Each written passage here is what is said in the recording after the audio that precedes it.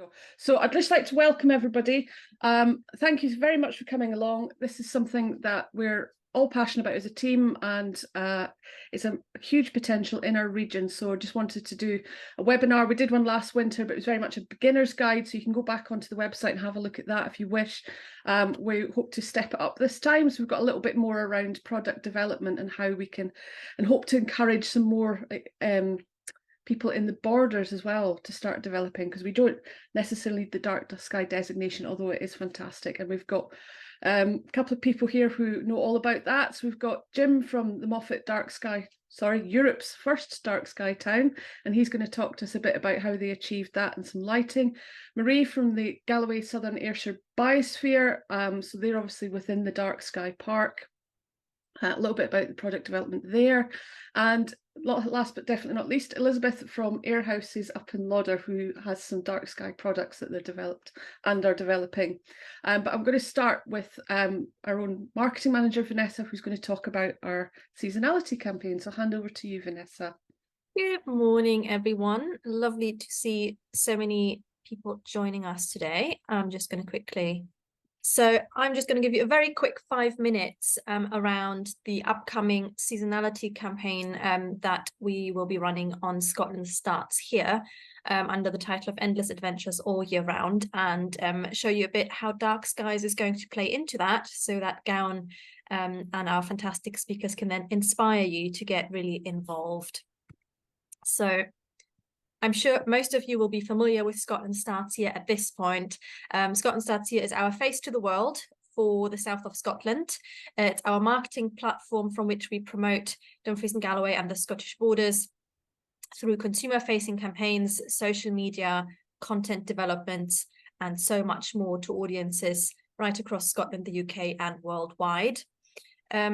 For all of our campaigns, we always develop some new content, some new landing pages and web pages on scotlandstartshere.com.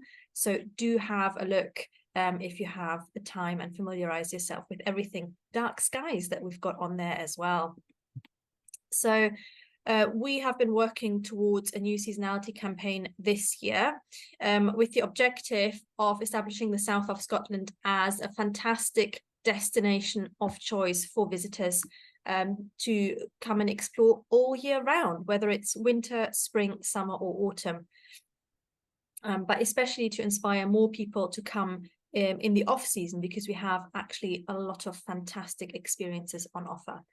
So how did we get to this point? First of all, we've worked a lot at local level, seeking input through our 14 in-person locally led destination development meetings. Some of yourselves may have actually been there and met with Gowan, Sarah and David to discuss some of your ideas and priorities.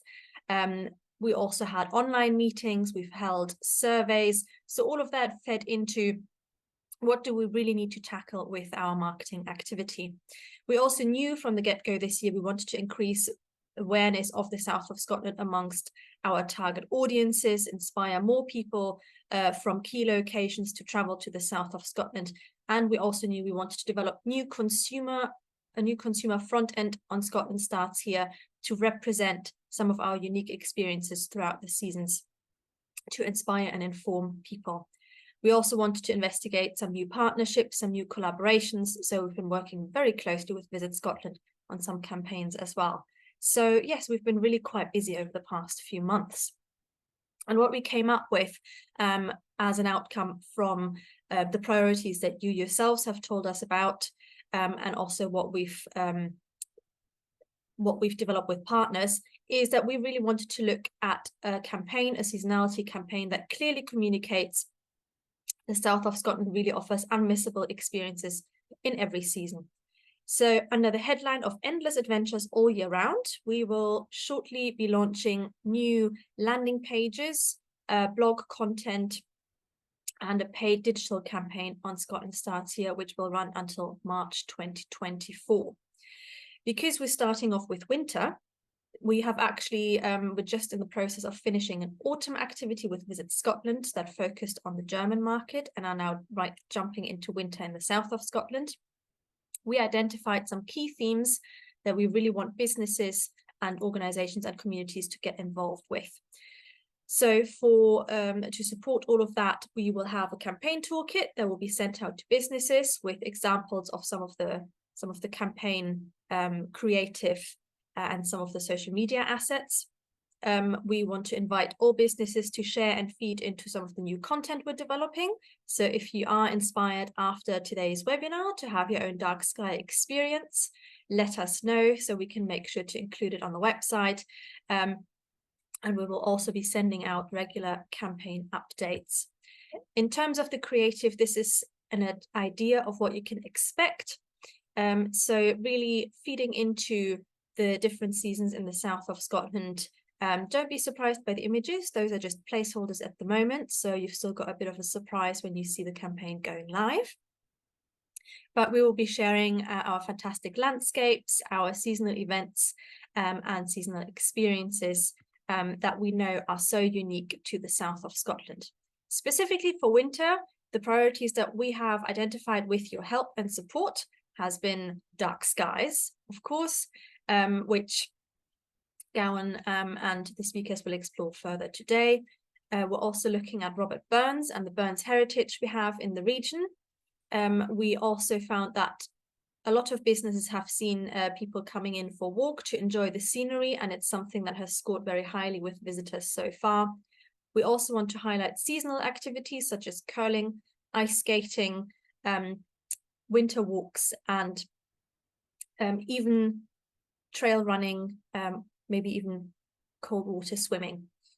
And then finally, also looking at seasonal events and holidays. We know there's quite a few locations in the region that are putting on fantastic winter, Christmas and Hogmanay events.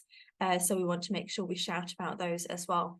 So what we're essentially creating through all of that is the idea of a winter bucket list for potential visitors, so that they realize there is these amazing experiences they can tick off with a nice long trip to the south of Scotland in the winter, and then also in the spring, summer and autumn.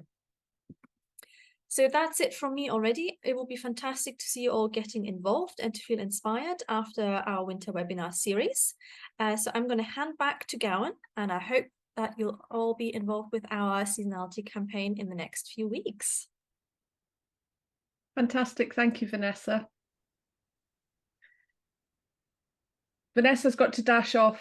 She's in the middle of delivering said campaign. So any questions for her, if we can't answer them, we'll certainly hand them on to her to get back to you. Yes. So and please feel free to get in touch by email with myself as well. If you have any news, press releases, wintry photos of your business, anything you'd like to share, I would love to see it.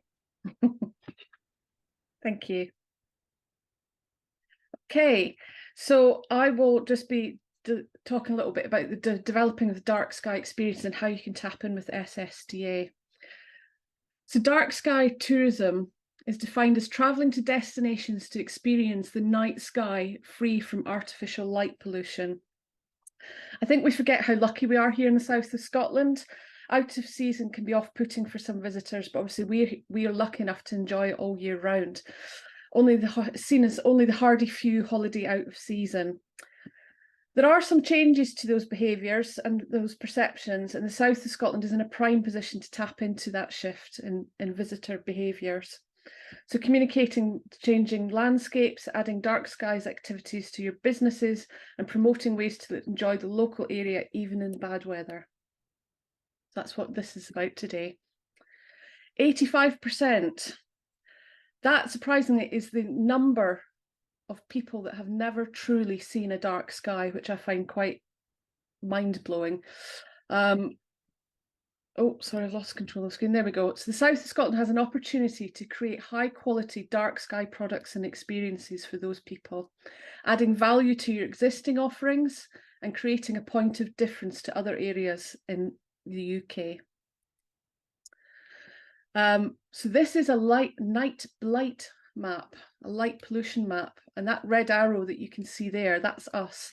It's not very clear on this map, but there is a dark, deep blue section there. Obviously, the whiter or redder the spots on the map, the more light pollution there is. So you can see Europe, which is obviously very handy for us, has not got an awful lot of dark sky. So this is us. In the red there, that is Northumberland, which is a dark sky park, obviously, and world renowned, one of the first. But even there, you can see light pollution encroaching into the dark sky park from population centres, Newcastle and Carlisle. Just above is ourselves, obviously the Galloway Forest Dark Sky Park. There's virtually no light pollution there. You get Dumfries has got a little bit, but then over into the borders, we have the same fantastic dark skies. There's a little bit more creep of light pollution, but that's partly why we're keen to involve borders, businesses and communities in the dark sky network to protect those dark skies. There's huge benefit from dark skies. I've lost my figure. For every £1 I think spent on dark sky friendly lighting, there's a £1.93 return in visitor economy. So it is well worth considering. And luckily we have Jim from Moffat here to talk about that today.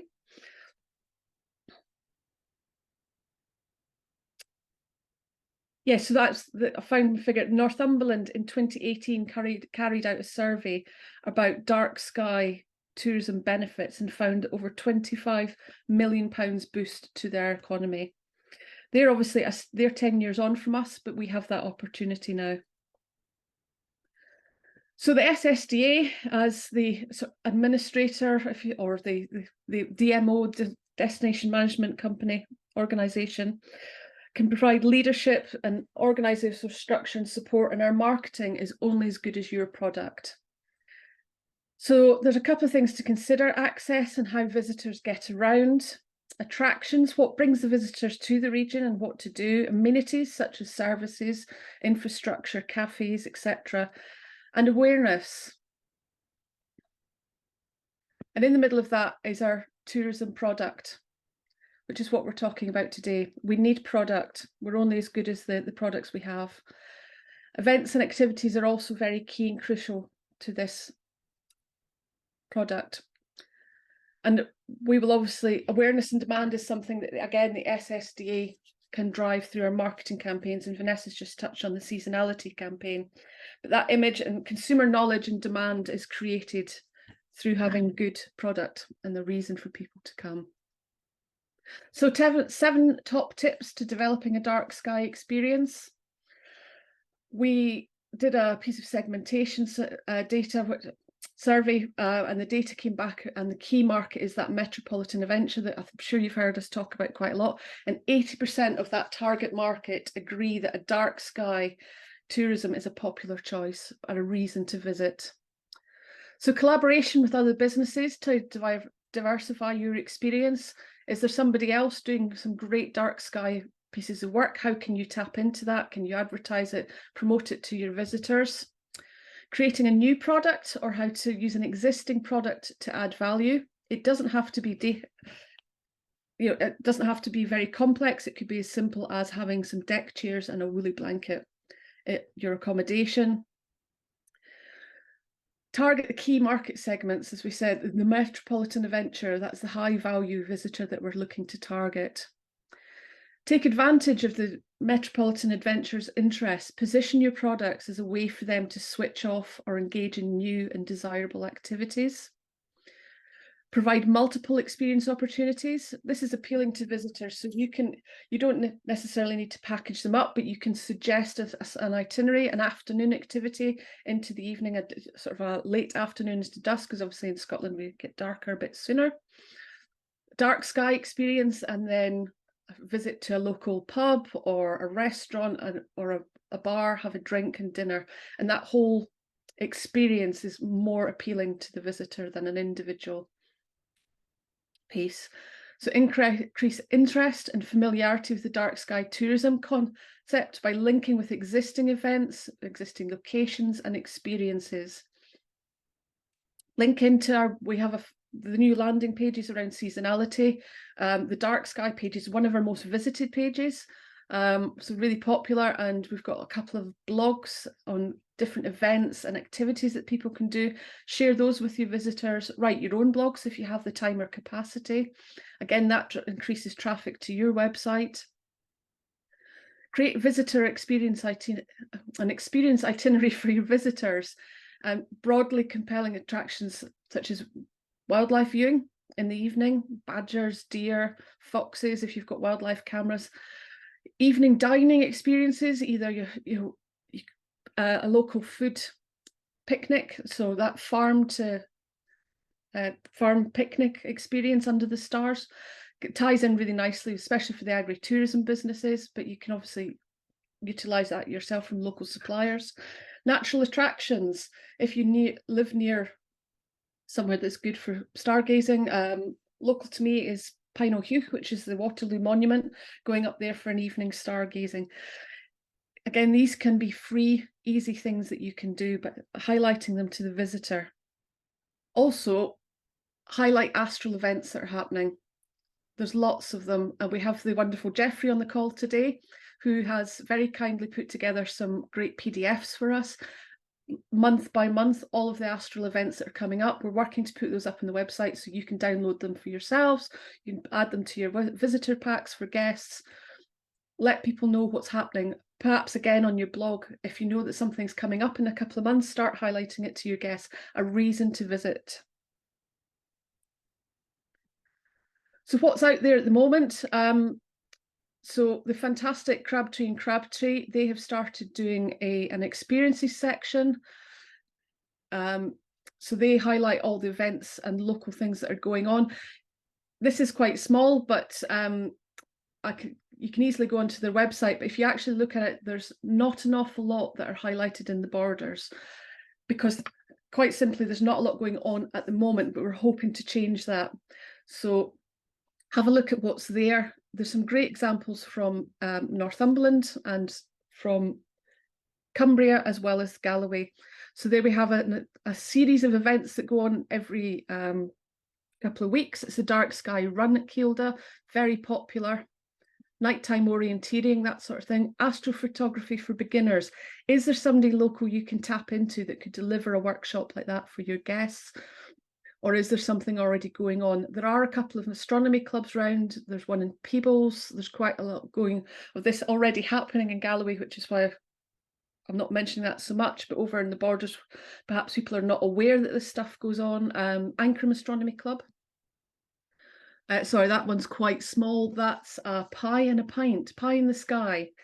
It's a local pub that's put on an event of stargazing and have a pie afterwards, which is great. So just really simple, quite cute stuff. Dark sky canoeing, I think that would appeal to David. So going out at night, there's stand-up paddle boarding, night sky swimming, stargazing nights, dark sky meanders, so it doesn't have to be overly energetic. There's quite a nice one that people just go and walk in the woods, which is quite nice. If you go onto Google and type in dark sky events near me, you will see there's a huge list pops up.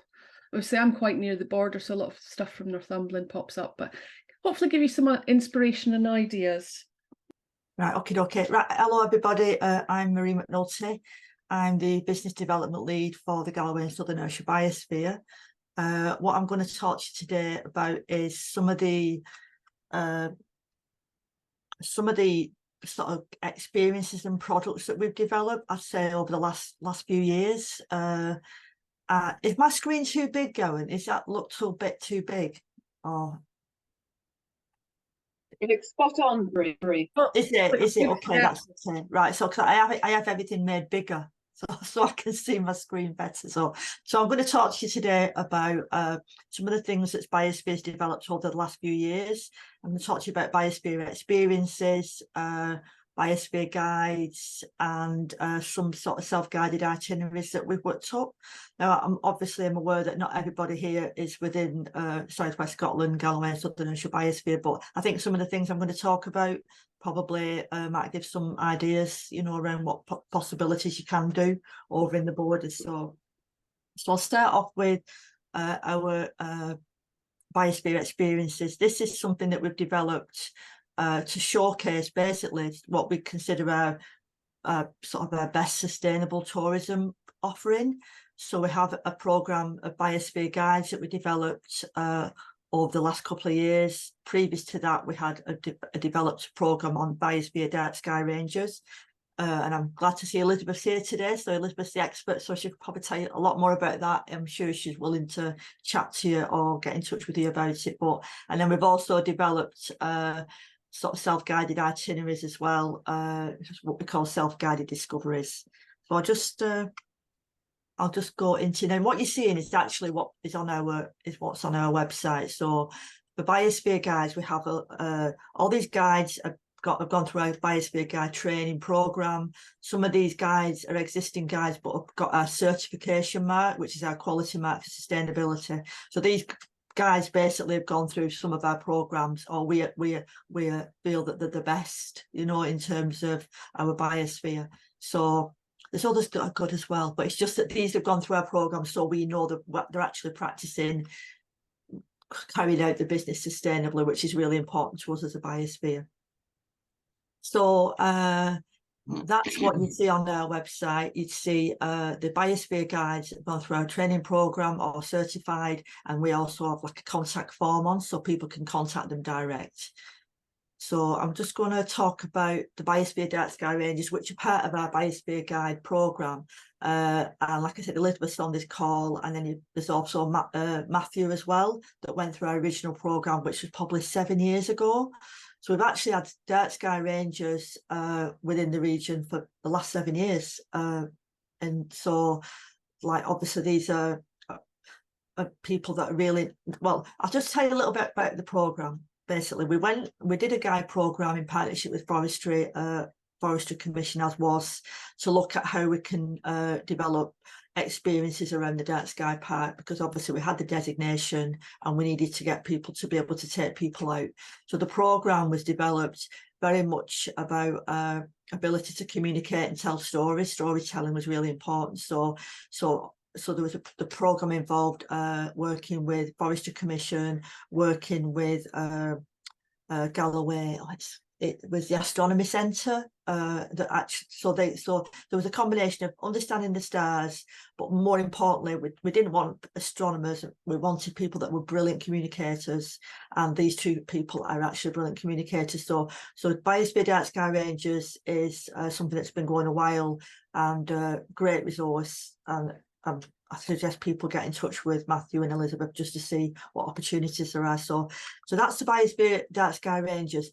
Just want to talk a little bit about the Biosphere guides generally, and about dark skies and dark sky tourism from my own experience, because we've been looking at this for some years through some of the international programs we've been involved in. We have amazing dark skies, but the dark skies and the stars don't always come out. So that's just something to be aware of, because it's about how you can work with that. The fact we've got really, really dark skies, but you don't always see the stars. And so what people need to think a little bit about is there any experiences that actually could be more about the darkness, not necessarily about the stars, because like I say, it's not, we don't always get clear stars, but we do get darkness. So we have some of our guides that will work with that. So for example, Paul Osborne is a biking explorer who went through our guide training. Now he's in the Ayrshires, but he's looking at sort of nighttime rides and things like that. You've got people like Way of the Wild, Christie, who not only can do the sort of dark sky stargazing experience, but also things within the dark as well. And then you've got Alouette Nature Tours, which is Antoine, and Antoine currently is looking at exploring, extending his offer as a nature guide into sort of darkness and nature and things around bats, and so it's maximizing the opportunity around the dark skies in terms of darkness as well. And Elizabeth, who's with us today, I think learned this a few years back, because Elizabeth's obviously been doing this a long time, and she knows that you need to adapt in terms of your product offering. So Elizabeth does some amazing things around just the darkness. So that's just kind of just get people thinking a little bit differently about the dark skies as darkness and dark skies. And then we've also created self-guided discoveries, and the themes we've gone for on this is the sky above, the earth beneath our feet, the spirit within, and this is the one I want to focus on now, is the sky above, which we developed to connect our businesses that have gone are either through our guiding training or businesses that have gone through our certification mark program. So it's, you know, it's what we see as a, you know, we know that they're going to get a quality sustainable tourism experience whoever goes on this. So this is just connecting things up. So that's the kind of map, and the locations on that of people we put together as suggestions for an experience that people can go on. And that's some of the examples on that. So obviously you've got Dark Sky Rangers, so you've got Elizabeth's Tours and Matthews, and what they can do is experience. You've got the Dark Sky Distillery in Kirkcudbright, you've got the planetarium, and then you've got Galloway Activity Centre, because Galloway Activity Centre, I think at the moment, are doing sort of like dark sky nighttime laser things within the forest park, and then they also do dark sky night rides as well on bikes. So this experience we put together was sort of kind of around about sort of Kirkcudbright. So because obviously you've got those kind of products there. So this is, it's just to get you thinking about, you know, look at what's around and then just kind of join the dots, and then maybe make that as a suggestion to your visitors and present it, you know, when you're taking bookings and things. So that's it. It's quite a whistle top store, stop tour of what we're actually doing. But I think, if I can say one thing, it's definitely to push the thing about the darkness and the dark skies as well, because like I say, it's not always starry. The nights aren't always starry. So, but we have got amazing darkness and dark, like Gowan said. Not some people don't experience real darkness, and that's actually an asset in itself. So, but yeah, so that's my little piece. Thank you, everybody. Thanks, Marie. I just wondered if you could maybe briefly explain what the Dark Sky Network is that's been developed. Yeah, so this has come about basically because we know we've got this amazing asset. We've got amazing assets. We've got obviously the Moffat as a dark sky community. We've got the Dark Sky Park. We've got astronomy centre, people doing astronomy. So the Dark Sky Network was basically set up to actually bring all those people together, and then just see if we can share resources and create ideas. We have an action plan. We've probably had about 3 or 4 meetings up to now.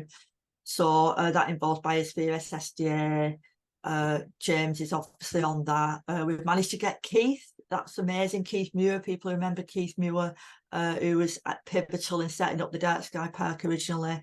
Forestry and Land Scotland are on there. So basically it's the bringing together of people that have actually got a stake and an interest within the dark skies, and just to see if we can come up with some ideas together. And that's, so we're at the early stages, but we have got an action plan with some of the things that we're keen on looking at. But yeah, we just think the asset could be actually used a lot more. But I think we need to do that through a collaboration. So, but yeah. Great stuff. And if there's any Borders businesses out there who have got an interest in a stake, more than welcome to come along and find out what's going on with that. So SSD goes along, but it'd be great to have some more Borders representation on there as well. Fantastic, thank you. Jim, do you want to give it a go? Oh, okay, give it a go. Well, folks, good morning. I'm Jim Patterson. For those of you who don't know me, I'm a retired lighting engineer, but for the last 15 years in my supposed retirement, I've been working on about 14 dark sky places, master plans, and Moffat was just one of them. And although I say one of them, it probably was one of the more harder to get than the Dark Sky Park that we did for Galloway, or the Dark Sky Reserves for some of the national parks in Wales and England. But one of the aspects of Moffat was that I really brought my experience for some of the earlier dark sky places together at a Moffat forum. And at the end of it, I said, I would really like to bring my expertise as a dark sky engineer to Moffat, because it's sitting nicely in our area of reasonable darkness, apart from its very glaring streetlights. And one of the important things I would say is it's really important to get in touch with a local authority if you're even starting an exercise.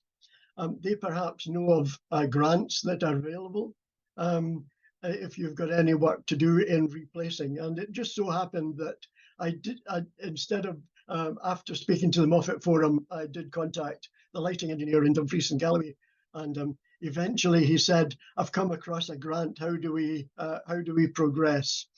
Well, we changed all the street lighting, and with a grant from the Scottish Government, who really wanted to look at energy saving as a case study. So we put in energy saving as well as making the sky a bit darker. And it would be important here, if you were going along the lines of doing a dark sky community or something like that, is to download the latest version of the dark sky rules. When I started the exercise for Moffat, dark sky community was written on one sheet of an A4 paper, and that was in comparison to about 13 sheets of paper, which is now. But it's important to get the rules right at the start. And if you don't do anything, try a lighting, a sky quality plan. It's really quite interesting. Gowan has already introduced you to the fact that south of Scotland has quite a large area of supposed darkness. You may well discover that the area around your area that you want to make into a dark sky place, whatever, already has good sky quality.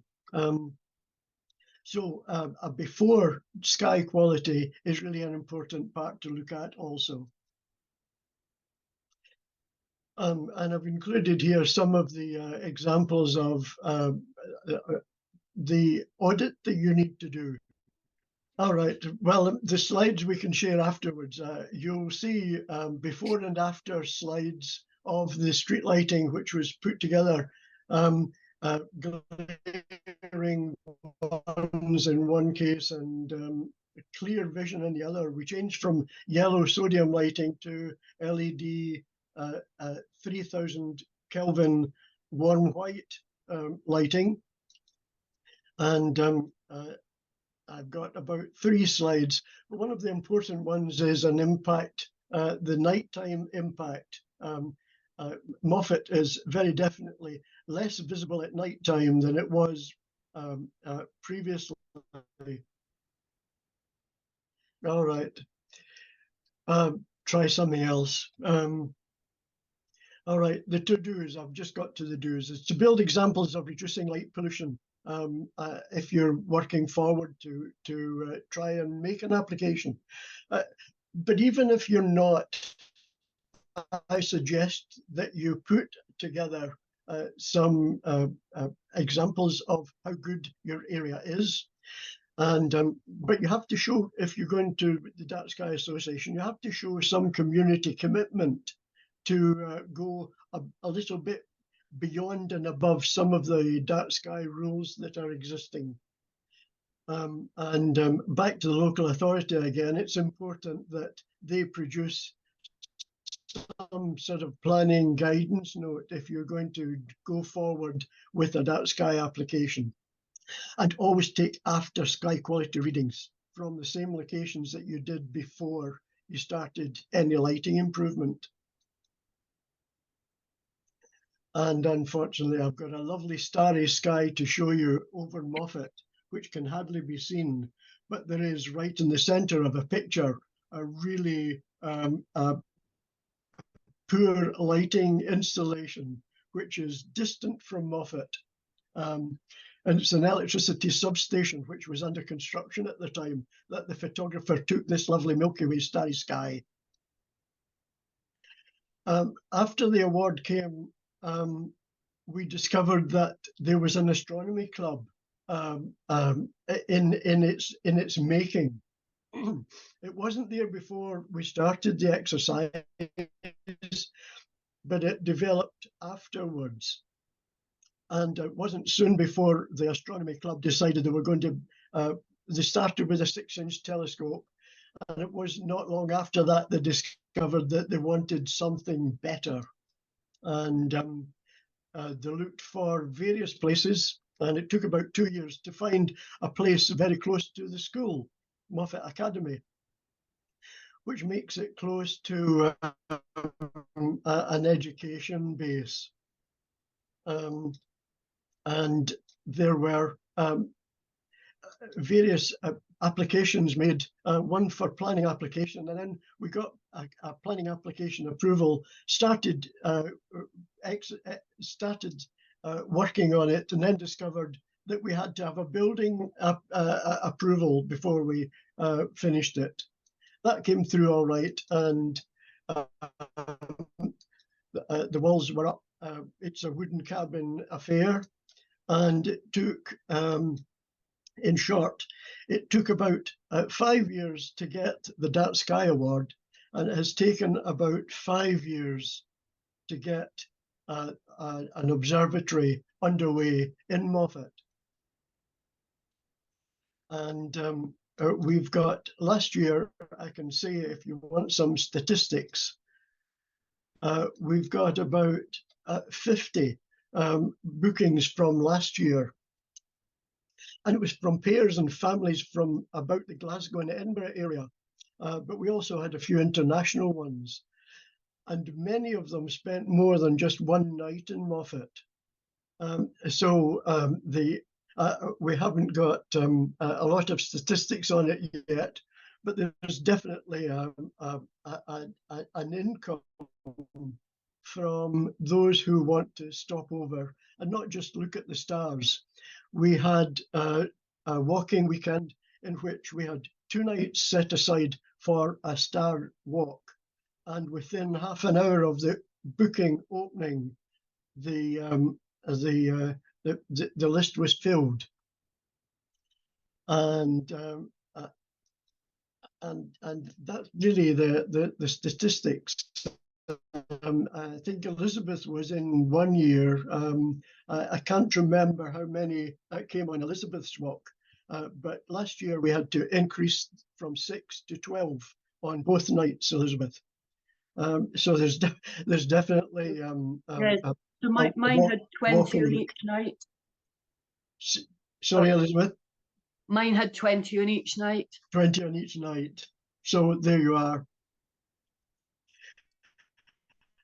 Sorry you weren't able to see those photographs. I've just zoomed past them to keep the conversation going. Gowan, perhaps if I stop screen sharing, you might be able to look back at others now. And I would say that I've actually got, for those who are interested in the and possibly working towards the Dark Sky community, I've made up a list of to-dos in my language rather than American language, which you would have to sort of link into if you were going forward with an application. And I can email that to you, Gowan, if there's anyone interested. Fantastic, Jim. That would be good, actually. If people are interested, we could perhaps put a toolkit together for people with some of the tips and some of Jim's information as well. That would be fantastic. Thanks for that. It's a shame your deck didn't work, but we'll get the deck shared. I'll send you the presentation and you can forward it. Fantastic.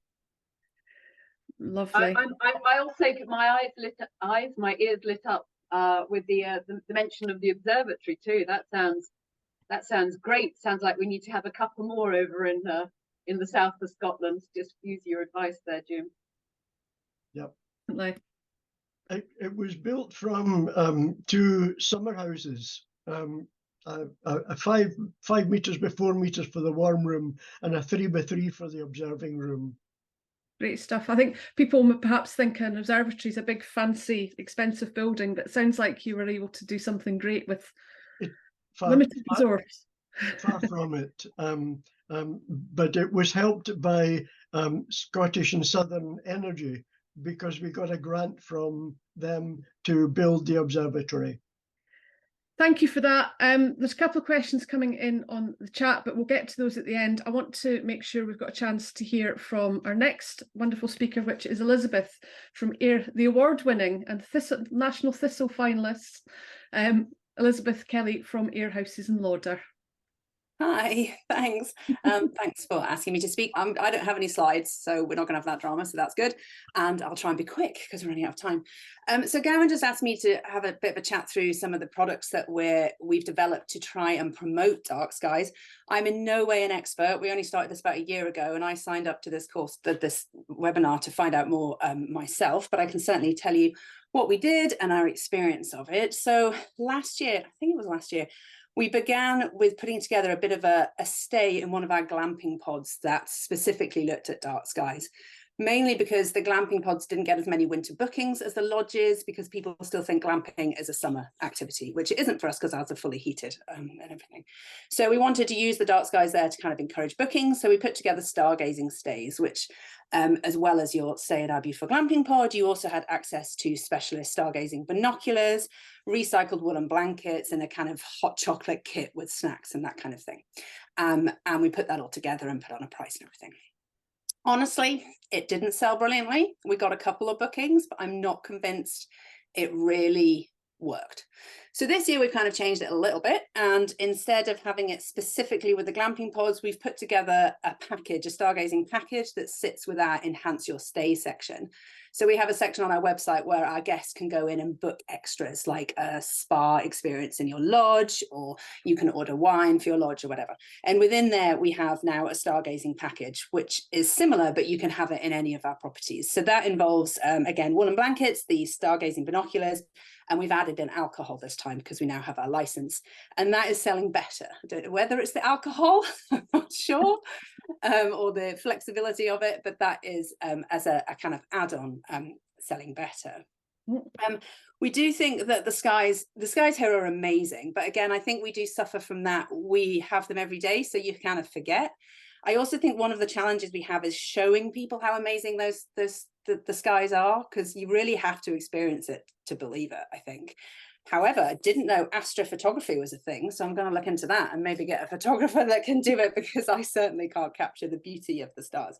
So that's definitely been a challenge, is that marketing, is getting it out there as this is an amazing experience. This year, we've also opened a new bit with one of our glamping pods. So we've added in a fire pit. So we don't have fire pits at the minute. We have hot tubs with all our properties and barbecues and decking areas, but no fire pits.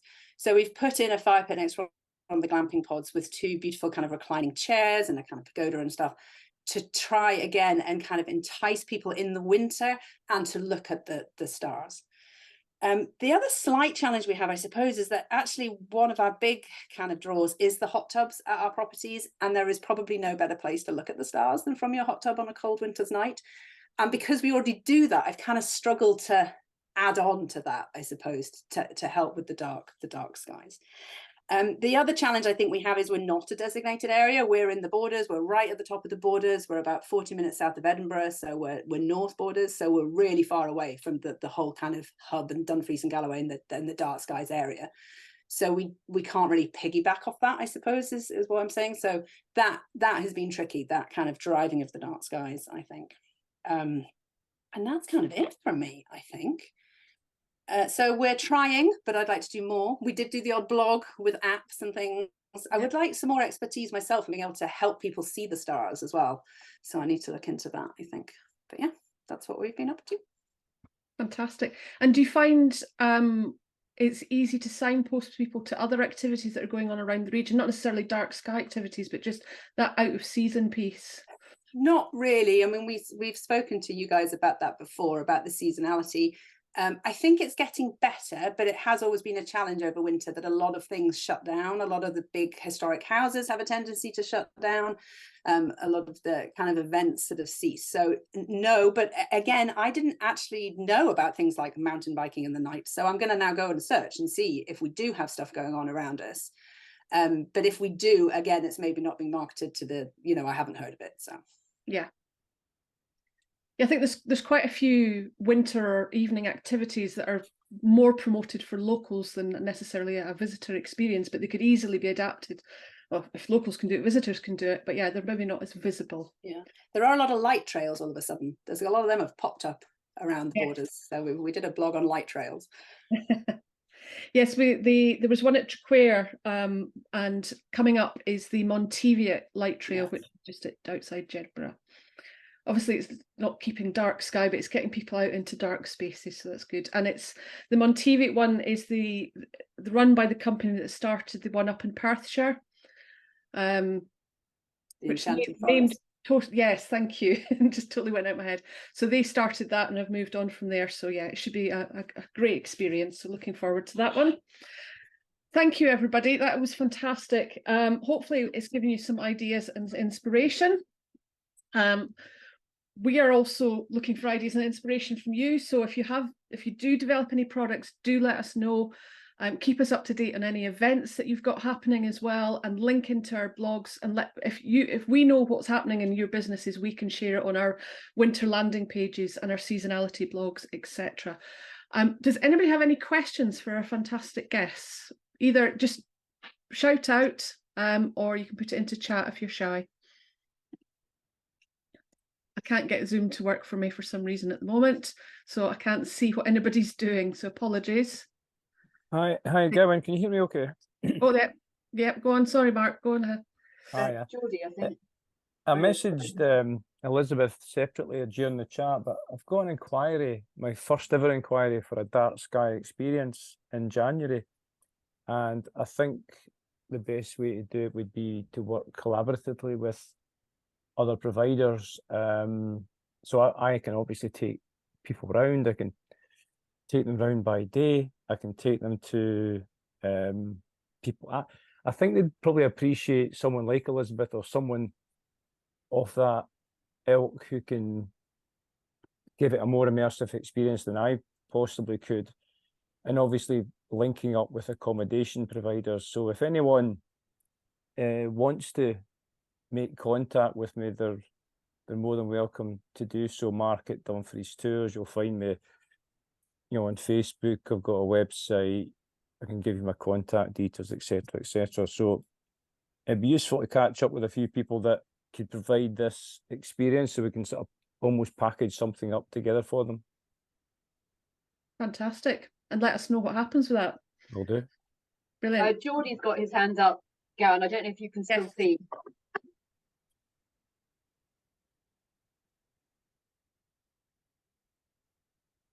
Go on, Gordon. I can hear you now. Gowan, can I speak? Yes, go for it. Yeah, just a couple of questions, if that's okay. One Sure. for Jim. Excuse me. I worked when I was the development manager down in Newcastleton. I spent a few months developing potentially the Dark Skies accreditation. One of the big stumbling blocks is the costing of that, having to bring in lighting engineers and studies on light pollution and coordinate that with the local authority and whatnot.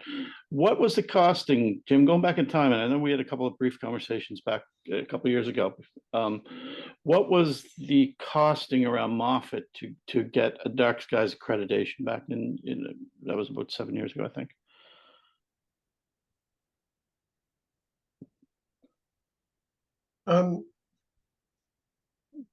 The costing for what area? For Moffat. The street lighting cost round about £240,000 to get correct. Yeah. But I would think that it's probably less by this time because of the introduction of LED lighting may well already be partly done for you. No, but Jim, no, not that. No, my question is around getting the actual accreditation with the Americans. What was the costing for that, to go through that process? Yeah, I'm vaguely remembering it around £30,000 to £50,000.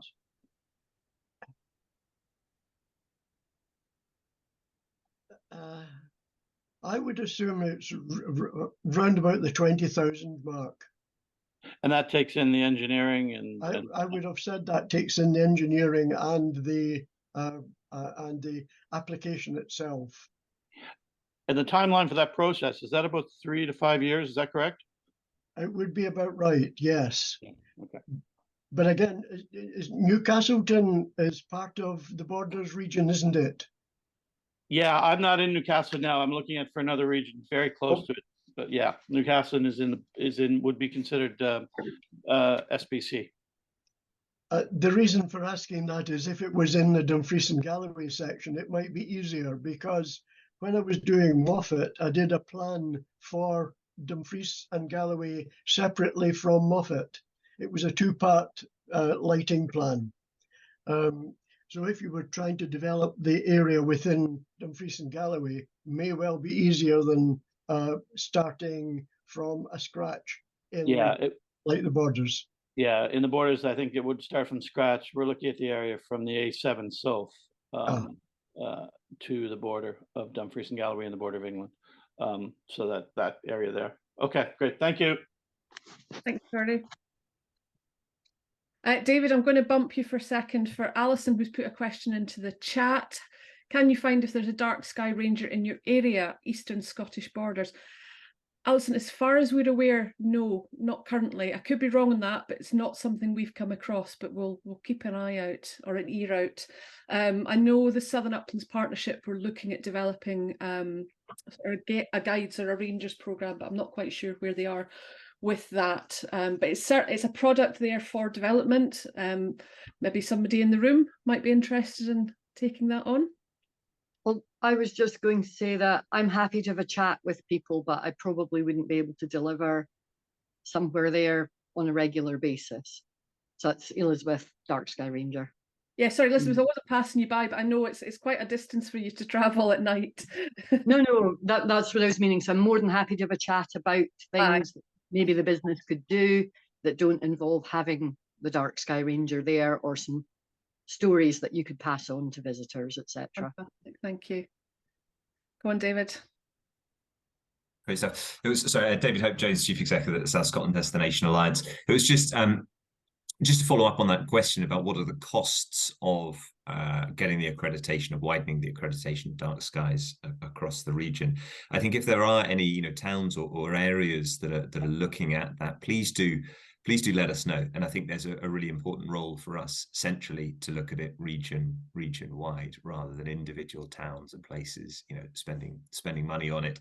If all the same kind of engineers and people measuring light would need to do it elsewhere, I think it really makes sense for us to look at doing it at scale across the region. So anywhere in D&G or Scottish Borders that is thinking about accreditation, dark skies accreditation, please do contact us.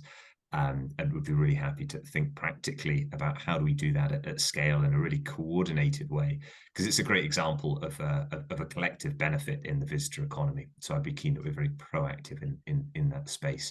We don't immediately have spare money down the back of the sofa, but the whole point of working collectively and collaboratively is we're far more likely to be able to get it.